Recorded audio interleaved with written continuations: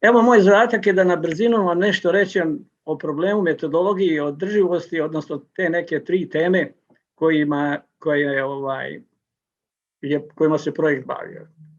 Na početku, problem koji se obrađuje je dobro poznat, znači klimatske promjene u obalnim naseljima, a rezultat aktivnosti bi trebao biti plan jačanja otpornosti, dopuna postojećeg plana, o čemu ste već dosta čuli. Znači, to je metodologija, to je znači problem koji se bavimo, a ovo bi trebao biti rezultat aktivnosti s kojim sam se ja bavio.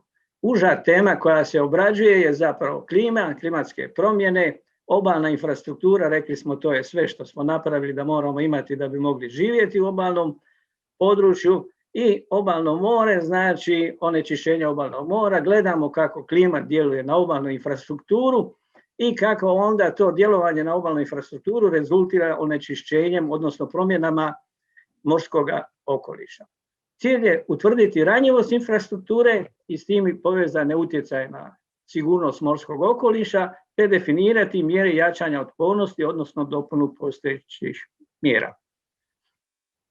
Ovo znamo, oborine djeluju na obalni prostor, ispire onečišćenje, nešto direktno, nešto kroz infrastrukturu urbanu, to će dospjeti sve u more. Imamo s druge strane djelovanje i mora, koje isto tako djeluje na i plavi obalni područje, ispire onečišćenje i onda to sve skupa završava u moru i mjera značajke mora. Mi bi trebali vidjeti zapravo kako je ta infrastruktura ranjiva i kako je onda more ranjivo vezano na ove utjecaje klime na ovome prostoru.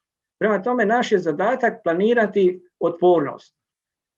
Taj zadatak se sastoji od 2 cjeline. Prva je analiza ranjivosti, druga je akcijski plan, i da bi se taj plan ostvario imamo cijeli niz koraka. Imamo prvo analizu obuhvata, vidjeti o čemu se tu radi, to je znači obalna infrastruktura, morski okoliš i utjecaj klime. Drugo je onda definirati ulazne podatke za procjenu ranjivosti i onečišćenja. Zatim je definiranje izloženosti, da se utvrdi koliko je to sve skupa, kolika je razina utjecaja, znači klimatskih hazarda. Potom trebamo vidjeti posljedice utjecaja, znači hazarda na infrastrukturu i na morski okoliš, i onda definirati ranjivost infrastrukture i morskog okoliša, potom analizirati moguća rješenja, regionalne mjere, vrednovati, izabrati najbolja rješenja, provesti, motriti i onda svako malo, nakon nekog vremena, na temelju rezultata, novih podataka o klimi i slično, ponoviti cijelu ovu gimnastiku. Da bismo mi to odradili, mi smo koristili znači nekakve korake i nekakve metode, o čemu ću sad na brzinu ja vas informirati. Prvi dio, obuhvat problema, je opisan u knjigi broj 1, kako sam ja nazvao, koju mi imamo, a to je znači čime se bavimo, šta smo obuhvatili i koje su generalno metodologije uključene u analizu. Definiranje ulaznih podataka i za procjenu ranijeg onečišćenja, to će kolegica nama ispričati kasnije, malo više, Martina i njen partner. Tako da zapravo je to ono s čime smo mi ušli u analizu. Definiranje izloženosti infrastrukture morskog okoliša i klimi, to smo obradili zapravo u jednom drugom dokumentu, knjigu 2 smo nazvali, a to su kolege iz Rijeke isto tako u svom elaboratu obradili. Šta su posljedice tih svih promjena i utjecaja na infrastrukturu i okoliš? Mi koristimo metodologiju, ako ja ovo mogu maknuti, ali ne znam kako, a evo mogu. Mi smo to koristili sustavni pristup koji kad se pretvori, onda on dođe zapravo u koncept takozvani pokretač, pritisak, stanje, utjecaj i odgovor. Vrlo jednostavan koncept koji se bazira na određenim indikatorima gdje vi imate pokretač, recimo neveru, pa onda je pritisak visoko more, stanje je poplava koja generira onečišćenje, a onda mi na temelju toga znači definiramo mjere kao što je recimo podizanje obalnih zidova i slično. I tako zapravo vi morali biste u odnosu na svaki hazard proći ovaj proces znači analize i definiranja odgovora koji onda ide u pravcu svih elemenata sustava. Sljedeći korak je bio analiza ranjivosti infrastrukture. Mi smo tu koristili znači koncept ranjivosti iz 2014. koji je razvila znači na temelju IPCC-a i njegovog izvješća. To je nešto malo drugačije nego što je onaj koncept stariji kojim smo se mi inače bavili u zadnjem dokumentu iz 2007. Naime, ovo je vrlo značajna promjena jer ovaj koncept zapravo polazi od postojećeg stanja. Znači, on ne uzima u analizu ranjivosti hazard ni izloženost. Znači, ranjivost je unutrašnja značajka sustava, a manifestira se zbog osjetljivosti sustava, znači koja se definira temeljem povijesnog ponašanja sustava u prethodnom periodu.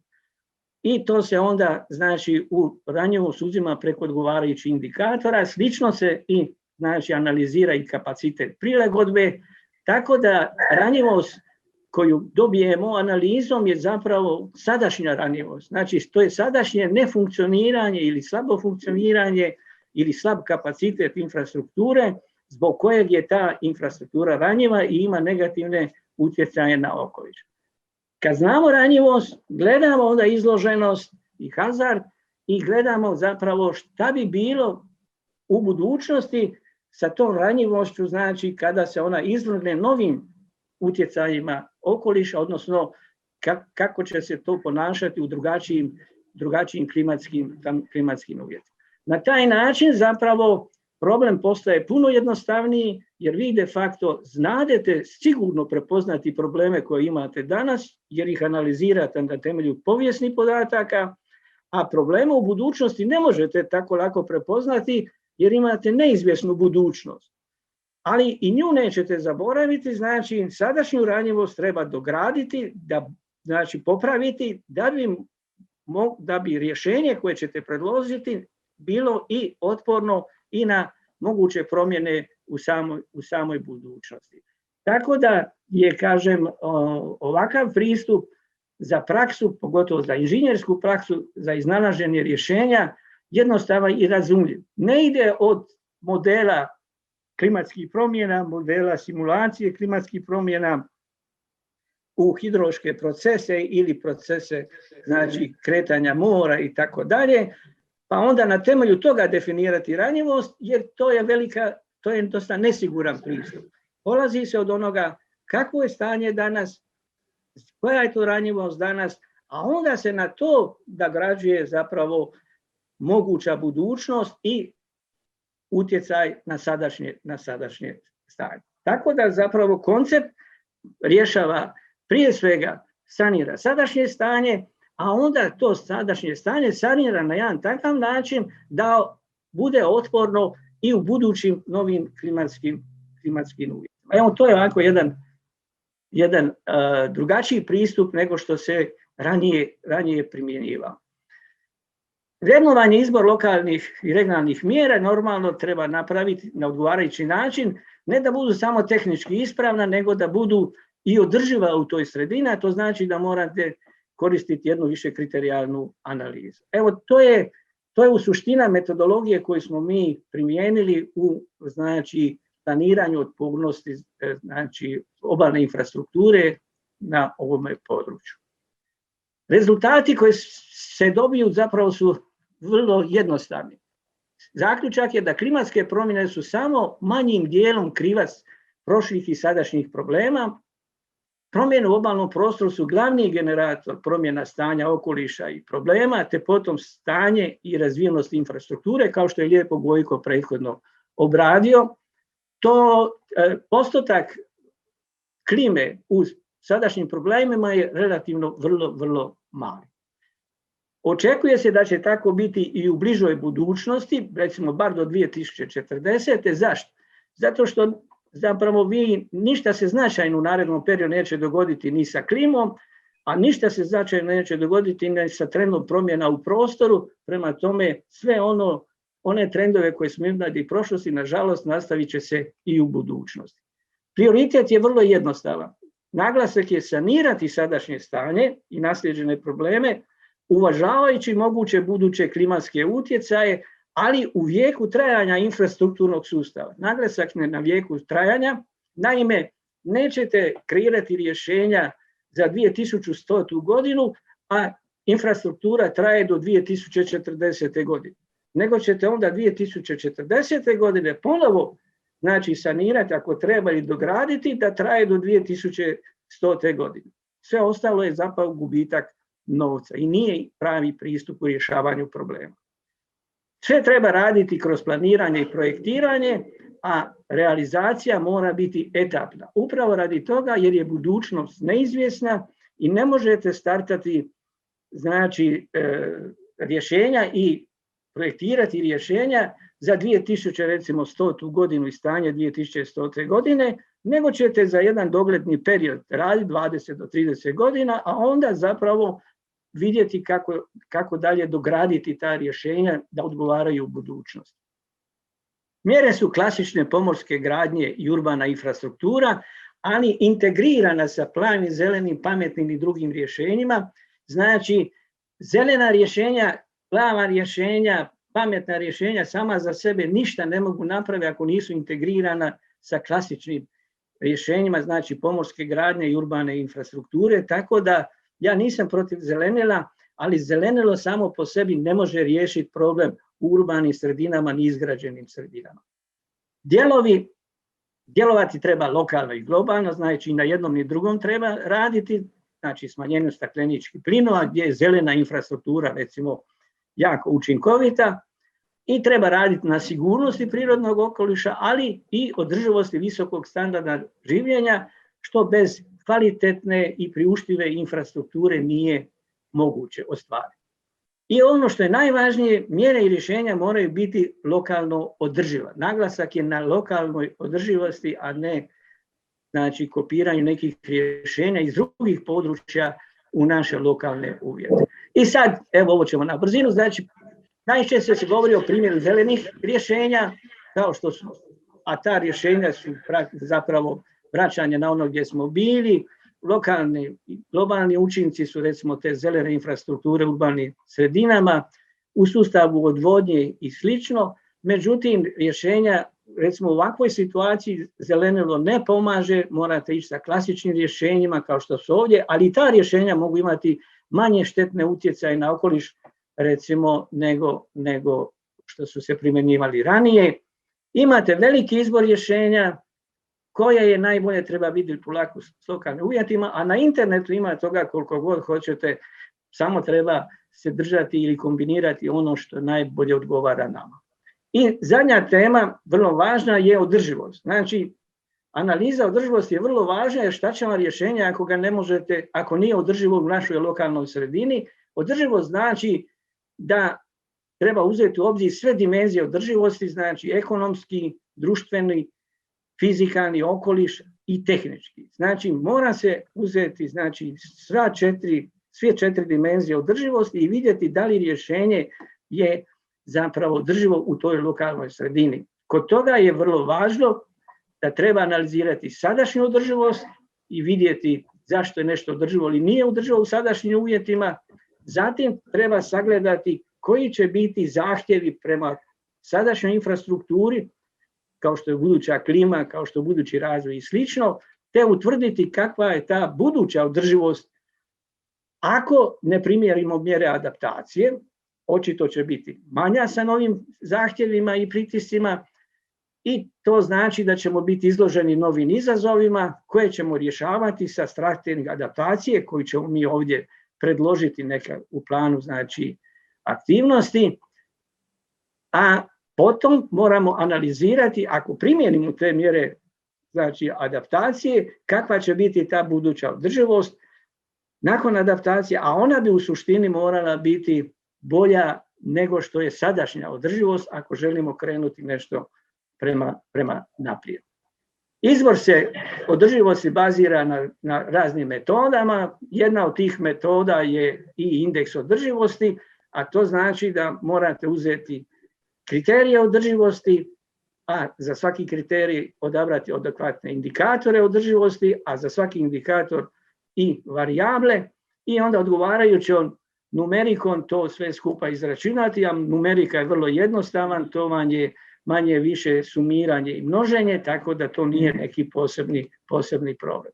Što to znači u konačnosti kako hoćete primijeniti, znači analizirati održivost? Evo jednog primjera kriterija održivosti, znači ekonomski, društveni, ekološki, tehnički, a ovdje imate indikatore. Za ekonomski je jasno troškovi i prihodi, ali kad dođemo na ekološke, onda je stvar nešto malo složenija, na tehničke pouzdanost, performans, izdržljivost, fleksibilnost i tako dalje.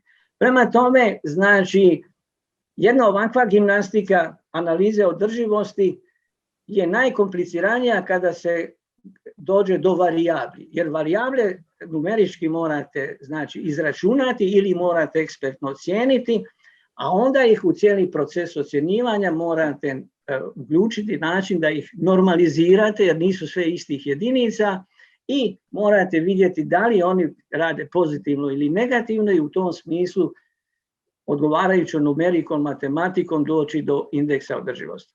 Indeks održivosti kad gledate povijesno, znači u raznim fazama ili kad komparirate razne kombinacije mjera, vi ne dobijete samo koliko je on veliki ili bolji ili lošiji, nego znadete i koja komponenta doprinosi ili ne doprinosi održivosti, odnosno smanjuje tu održivost, tako da onda možete ciljano znači djelovati na izvore ranjivosti sa odgovarajućim mjerama da biste pojačali održivost i smanjili ranjivost. Ključna stvar je da indikatori, varijable, sve mora biti znači prilagođenom tipu mjera, odnosno infrastrukturi koju želite realizirati, ali u skladu sa lokalnim okvirom za rješavanje problema. Evo to je manje više sve što sam vam ja htio reći, ostalo će vam reći kolege. Ja bih samo na kraju rekao da ranjivost infrastrukture je vrlo jednostavan zadatak, jer je to čvrsta, fiksna i mrtva infrastruktura, znači to je ili kamen ili beton ili cijev ili neki drugi sintetički materijal, dok je ranjivost zapravo morskog okoliša daleko složeniji problem, jer je to znači otvoreni sustav u kojem imamo cijeli niz bioloških i biokemijskih procesa koji sporo reagiraju i zapravo imaju sasvim drugačije karakter, tako da je pristup isti kao i ovaj 2014. znači koncept, ali je broj indikatora koje trebate uzeti u obzir radi analize osjetljivosti i analize kapaciteta prilagodbe daleko složeniji i daleko veći. Hvala.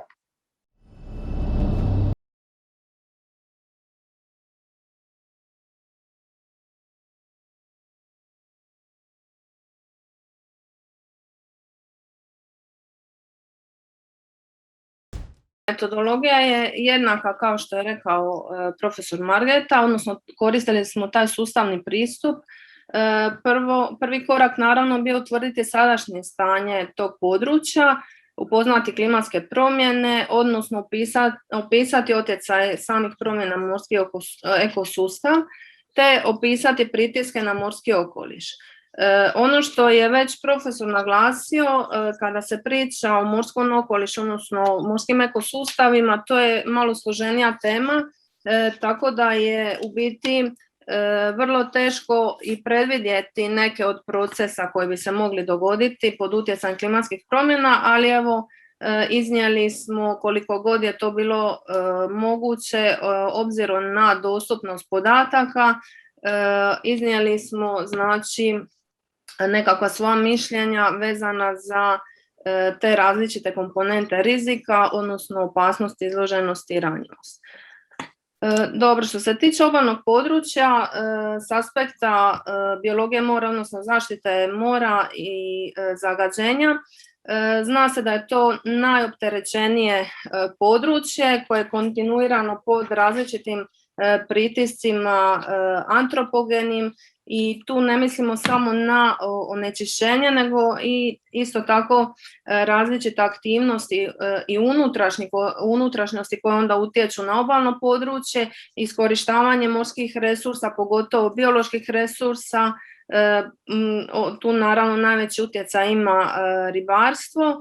Isto tako, znači, treba uzeti u obzir svakako devastaciju, odnosno taj pritisak od strane urbanizacije. Što se tiče onečišćenja, imamo znači 3 oblika, kemijsko, biološko i fizikalno, koje smo onda naveli u dokumentu i naveli smo različite izvore uslijed kojih može doći do tih onečišćenja. Izvori su znači direktni ispusti, to su za primjer ti točkasti izvori onečišćenja, zatim riječni donosi, pomorski promet, postoje nekakva ispuštanja na moru i ono o čemu se možda ne priča dovoljno je taj donos atmosferom.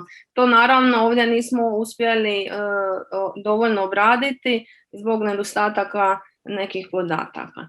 U svakom slučaju, kao sadašnje stanje, prikazane su, poslije će vam kolegica Martina, kolega Frane, prikazati GIS karte, znači uzeli smo u obzir tu značajnu bioraznolikost Šibensko-kninske županije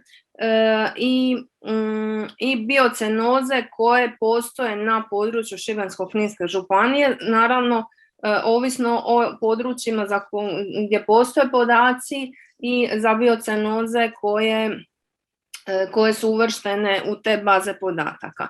I naravno pokušali smo vidjeti koliko u biti su ti određeni organizmi, odnosno biocenoze, pod pritiskom različitih oblika onečišćenja i prikazali smo nekakve GIS analize, o tome će vam oni detaljnije iza mog prezentiranja. U svakom slučaju, što se tiče tih osjetljivih biocenoza, odlučili smo se da 2 biocenoze koje su najvažnije, to su koraligenska biocenoza i nasalje morske cvjetnice Posidonia oceanica, za koje i postoje podaci na širem području Šibensko-kninske županije, tako da je bilo moguće ih usporediti znači u različitim područjima, odnosno vidjeti koliko su pod utjecajem različitih oblika onečišćenja.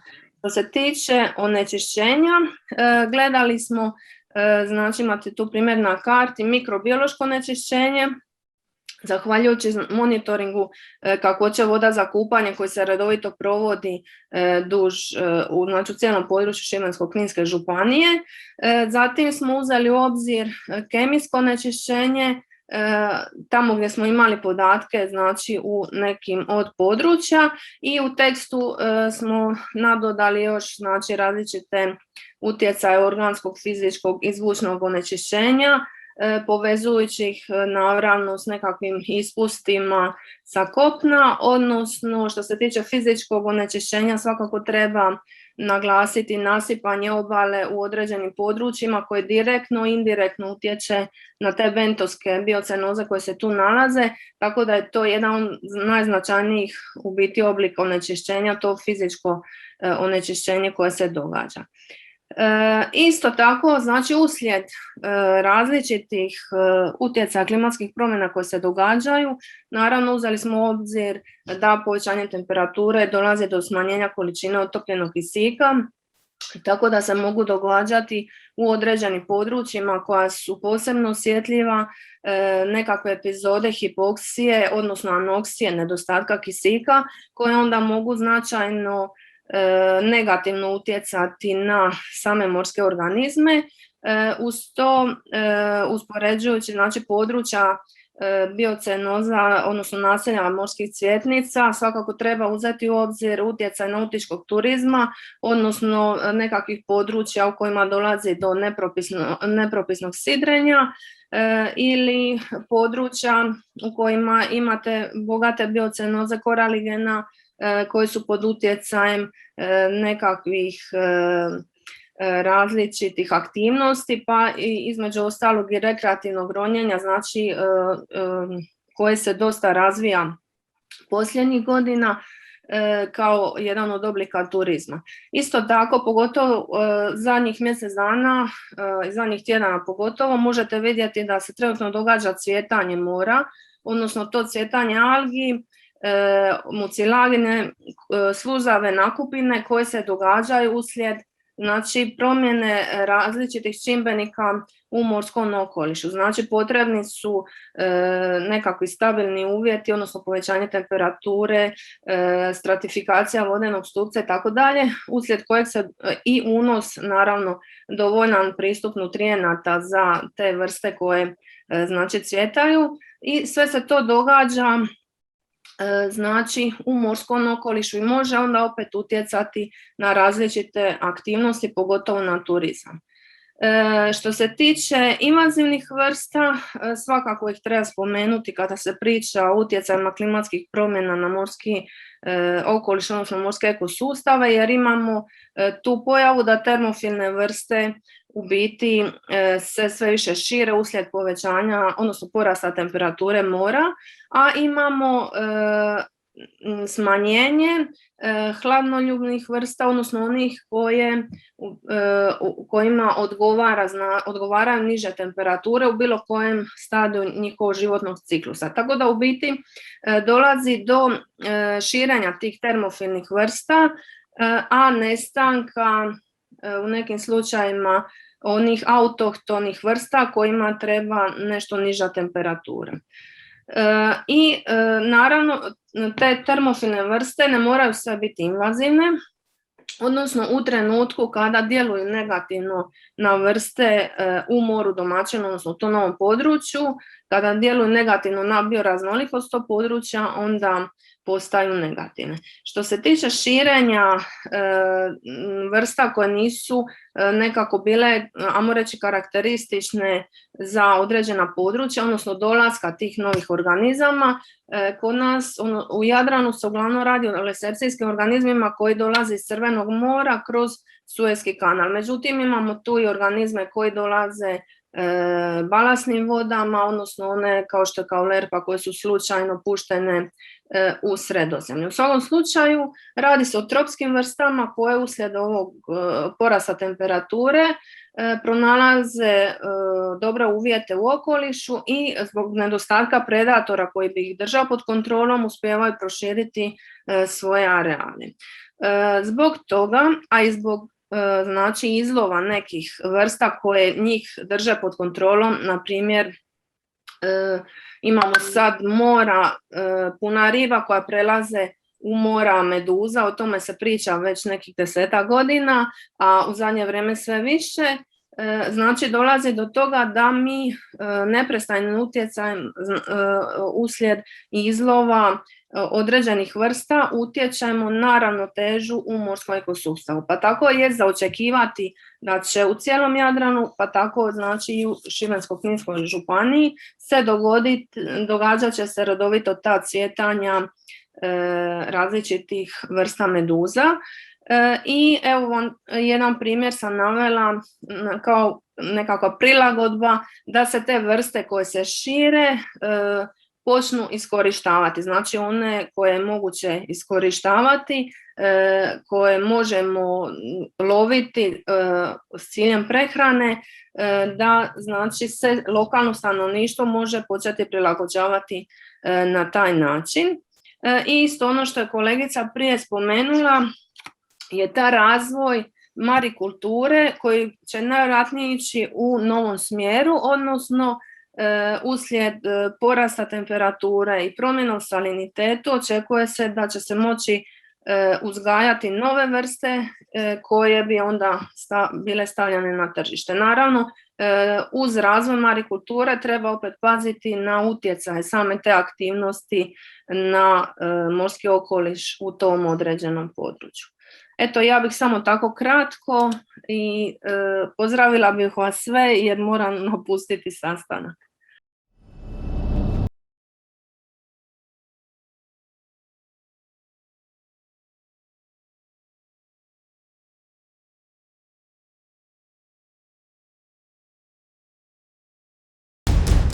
Mi ćemo predstaviti GIS analize koje su provedene u svrhu utvrđivanja utjecaja klimatskih promjena na obalnu infrastrukturu i utjecaj infrastrukture na kakvoću obalnog mora u Šibensko-kninskoj županiji. A ono što nam je cilj je odrediti područja koja su prioritetna za praćenje i prilagodbu na klimatske promjene. Zadaci koje smo imali u sklopu studije su izrada katastra obalne infrastrukture koji se sastoji od GIS baze podataka, kataloga podataka u toj GIS bazi i kataloga meta podataka. Drugi zadatak je nadogradnja baze podataka obalnog plana. Izračunat je IMAP indikator gdje je cijela obala klasificirana u onu koja je umjetna, odnosno izgrađena, i onu koja je prirodna, a ta prirodna je dalje klasificirana na šljunčanu, stjenovitu i zemljanu. A ono što je fokus u sljedećim slajdovima je GIS analiza ranjivosti obalne infrastrukture i GIS analiza ranjivosti kakvoće obalnog mora i ekosustava. GIS analiza ranjivosti obalne infrastrukture je provedena po metodologiji koju je razvio profesor Jure Margeta. Od izloženosti koje su razmatrane je porast morske razine i utjecaj valova na obalnu infrastrukturu. Osjetljivost je modelirana preko indeksa ranjivosti i ona je definirana postojećom izvedbom infrastrukture, a izloženost i osjetljivost daju potencijalni utjecaj na infrastrukturu u tom obalnom području. Ako se od tog potencijalnog utjecaja oduzme kapacitet prilagodbe infrastrukture na klimatske promjene, odnosno otpornost infrastrukture, dolazimo do ranjivosti obalne infrastrukture, a ranjivost obalne infrastrukture je sklonost infrastrukture da u budućim klimatskim uvjetima ne funkcionira onako učinkovito kao što je za nju predviđeno. Ta obalna infrastruktura koja je posebno bitna u Šibensko-kninskoj županiji s obzirom na ranjivost je zaštitna infrastruktura koju tvore obalni zidovi, lukobrani, valobrani, pera i ostale infrastruktura. Komunalni sustavi u obalnoj zoni, to su prvenstveno sustavi kanalizacije i vodoopskrbe, ali i sustavi marikulture. I posljednja su sustavi amelioracije, odnosno širenja kopna na štetu mora. Osjetljivost je modelirana pomoću indeksa ranjivosti i u ovoj tablici su prikazani indeksi koji su definirani za vodovodne cijevi. Pa je na primjer definirano da su cijevi koje su od sintetičkog materijala najmanje ranjive za razliku od cijevi od azbest cementa ili ljevanog željeza koje su najranjivije. I za sve vrste objekata, odnosno za sve vrste tipove infrastrukture su definirani ovakvi indeksi ranjivosti i onda su za svaku dionicu ili za svaki objekt infrastrukture određene sumarne, odnosno konačne ranjivosti za taj objekt ili dionicu. Ti indeksi ranjivosti, odnosno infrastrukturni objekti, su preklopljeni sa ove dvije izloženosti koje su uzete u obzir, to su porast razine mora i utjecaj valova, te znači objekti u infrastrukturni objekti su preklopljeni sa tim zonama visina valova i zonama plavljenja, agregirani su indeksi ranjivosti po naseljima i aglomeracijama i onda su dobiveni rezultati. Ovdje su prikazane duljine vodovodnih cijevi po aglomeracijama i to po različitim zonama plavljenja i zonama visina valova. Zanimljivo je da ovdje u Šibensko-kninskoj županiji što se tiče vodovodnih cijevi u ovom pojasu do 1 metra nadmorske visine koji je najizloženiji plavljenju ima ukupno 24 km vodovodnih cijevi, a dolje su sumirane te ranjivosti vodovodnih cijevi po aglomeracijama i naseljima.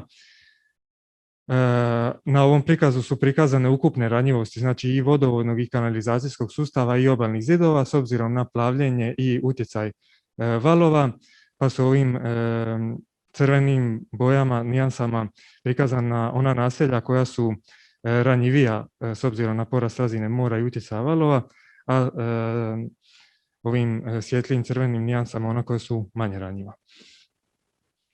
A više o GIS analizi i ranjivosti. Aha. Dobar dan. Znači, drugi zadatak, možda samo još jedna rečenica o prethodnom zadatku, kao što je profesor Margeta rekao, znači obalna infrastruktura su neki fiksni izgrađeni objekti sa nekakvim svojim varijablama koje smo mi mogli kvalitativno ocijeniti i naprosto reći s obzirom recimo na godinu izgradnje i materijal i tako dalje doći do jedne ranjivosti. Što se tiče ovog drugog zadatka, vezano za ranjivost kakvoće mora, kao što je rekla i kolegica Maja, znači to su puno složeniji procesi koje je teško predvidjeti i uopće modelirati, ali smo probali barem doći do nekakvih indikatora i odabrati one ključne parametre za Šibensko-kninsku županiju koje bi trebali pratiti. Ideja je da se ovaj koncept dalje razvija i nadograđuje sa dodatnim podacima, budućim podacima i tako dalje. Ovdje je bitno vidjeti da smo probali uključiti upravo taj utjecaj urbanog sadržaja na kopnu na tu kakvoću obalnog mora, tako da nam je to taj ulazni podatak, ovaj kružić tu, ranjivost obalne infrastrukture, koji predstavlja dodatni ulazni podatak na ovu klasičnu metodologiju gdje gledamo izloženost i osjetljivost i oduzimamo kapacitet prilagodbe. Znači, ono što je bitno da smo mi za Šibensko-kninsku županiju u suradnji Maja i Ivan, znači morski biolozi, definirali smo ove neke ključne stvari koje nam predstavljaju ovu kućicu izloženost. Znači to nam je sama ranjivost obalne infrastrukture prethodno izračunana, zatim izgrađenost obala, jer tu dolazi do nekog preljevanja voda koje su onečišćene, događaja nasipanja obale i sve vrste korištenja obalnog područja. Znači ova 4 elementa smo uzeli kao onu kockicu izloženost i onda smo ih izrazili, znači na neki način smo ih izračunali ili postotak obale ili omjer površina sa obalom, linearizirali od 0 do 1 i dobili smo ove situacije po obalnim naseljima. Što se tiče osjetljivosti, kao što je Maja već malo prije rekla, tu smo uzeli ove 4 stvari, znači mikrobiološki pritisak. Naravno, on je sam po sebi vrlo složen, ali mi smo ovdje uzeli temeljem onih opažanja kakvoće mora na plažama, mikrobiološkog onečišćenja. Zatim, što se tiče kemijskog onečišćenja, tu je Maja u svom proučavanju zaključila da to kemijsko onečišćenje u našoj županiji, odnosno vašoj, tu sad našoj, primarno dolazi od plovila, pa smo onda pogledali gdje sve dolazi do zadržavanja plovila ili gustog prolaza plovila i tu smo samo rekli da, ne, da li se u nekom naselju pojavljuje neka veća marina ili neki škver. I na sličan način smo pogledali Posidoniju oceaniku i Koraligen kao najosjetljivije ekosustave. Naprosto smo rekli da ili ne za pojedino obalno naselje. Što se tiče kapaciteta prilagodbe mora, to je također nešto složeno, to ovisi izmjena mora koja je različita u različitim godišnjim periodima. Znači tu imamo puno faktora.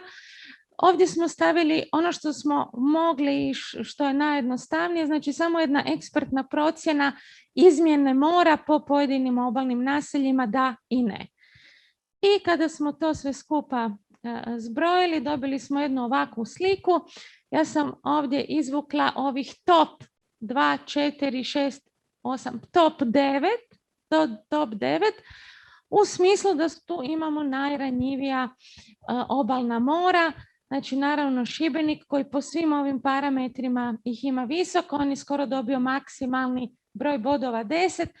Znači, mi ovdje ne možemo ulaziti u vrlo detaljne analize procesa u moru, ali smo ipak dobili jednu indikaciju na nivou županije gdje su u ovom trenutku već je to more ranjivo. Ovo je bez utjecaja klimatskih promjena, ono kako je rekao profesor Margeta.